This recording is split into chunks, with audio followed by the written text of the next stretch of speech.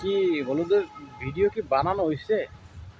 মানুষ যে কায়দায় হলুদের ভিডিও বানাইতেছে, হলুদে শর্ট করে দেবে। হলুদে অলরেডি শর্ট করছে। বেগারে ঘরে বেগার আমি কিতা করতাম? একটু দুঃখ লাগে। হলুদ কষ্ট করে কিনে সেটা দিয়ে আবার মরিচ ভাইয়া পানির ভিতরে ছেড়ে দিয়ে একটু রং তামাশা করার জন্য কি একটা মানুষ উৎফুল্ল হইয়া গেছে। এখন মানুষের এই অবস্থা যদি চলতে থাকে, হলুদ তো শেষ হয়ে যাবে বাংলাদেশ থেকে। তখন এই বিয়া শাদিতে কাঁচা হলুদ যে ব্যবহার করে বরকে কনেকে, সেটা সম্ভব হবে না। ভাইয়া তোরা একটু থাম।